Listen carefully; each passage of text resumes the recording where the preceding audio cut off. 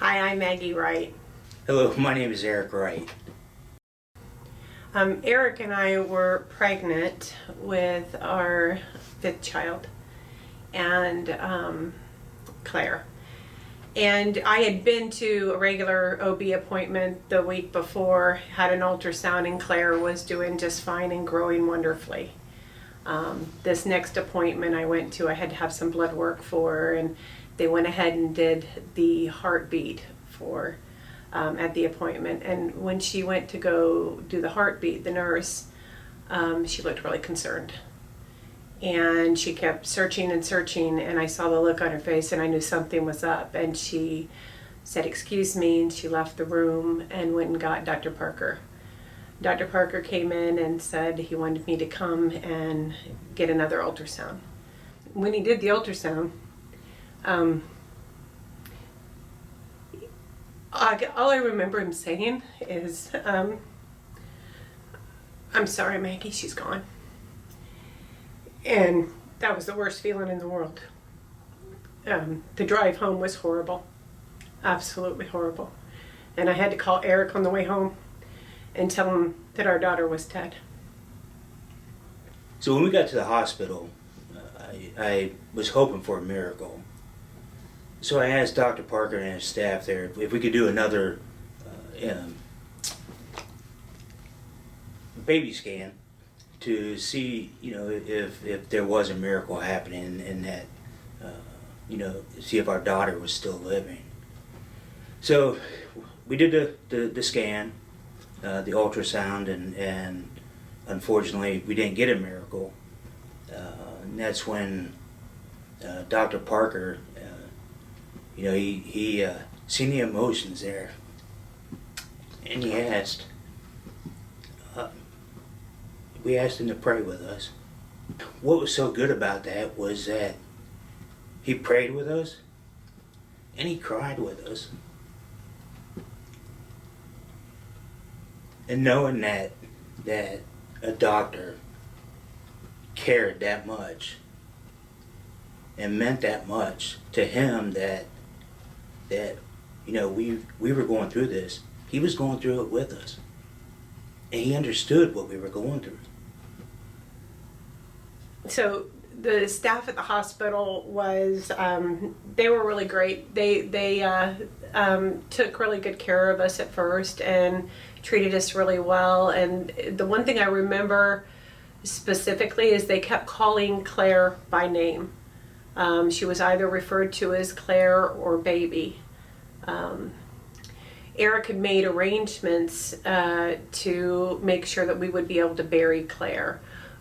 We had a plot up at St. Joe's Cemetery. He'd made all of those arrangements, and we had arranged with the doctor and the hospital staff to be able to take her body directly home and bury her. So after the procedure, after Dr. Parker met with me in one of the waiting rooms, and he sat with me and answered all my questions, and one thing he did tell me was that all the hospital staff knew that we wanted to take our child home with us that day, so we could bury her properly. So when I woke up in recovery, Eric was sitting there, and the first thing I asked the nurse when she came in was where my daughter's body was. And she seemed to be a little unnerved by that, and immediately went and got a chaplain. It was a female chaplain, and she brought her in. And I asked the female chaplain, and the female chaplain said to me, I'll never forget these words, well, the product of conception has been taken to the lab, so you can't take her home, or take it home. She didn't say her, she said it. And that kind of made me take aback, and I saw the look on Eric's face, and I said immediately, her name's Claire, and we were going to take her home and bury her. She's a baby, not a product of conception. And we were expecting to take her home. We didn't want her to go to the lab. And she repeated that again to me. Eric at one point did say to her, you know, I saw him getting upset. I've never seen my husband upset like this before. And he said to her very firmly that he wanted to be able to take his daughter home to bury her, that he had arranged this, and to quit calling her a product of conception. And every time she said that word, I just got more and more upset. And it showed me the disdain she had for what I consider life. I mean, Claire was a living human being. From the moment she was conceived, she was created by God to be. And to realize that somebody didn't, that she was just treated as if she was fetal tissue, you know, or just a piece of my body, was very frustrating. She ignored us. And at one point she gave me a book called Freddie the Falling Leaf, and repeated again that, you know, the product of conception had gone to the lab, and that we would not be permitted to take it home. There was a point when she admonished Eric, because she said that his desire to take Claire home and bury her straight from the hospital was emotionally unhealthy for me. And she basically told him he was a bad husband. I was so upset that this lady, pastor, that she kept referring to our child as a product of conception or a fetus, when we told her, you know, this is our baby, her name is Claire. And, you know, eventually, you know, I kept insisting that, you know, call her by that name, call her our baby, or call her Claire, one or the other. And she just kept refusing. And also, I asked, when are we going to be able to take our child home so we can leave? Because Maggie was getting ready to be discharged, and we wanted our child to go with us. And they kept telling us, no, we can't do that, we can't do that. And it really upset me. And it was to the point where they eventually had to escort us out of the hospital. So leaving the hospital without our daughter was horrible. We didn't know where to go, or where to turn, or what to do.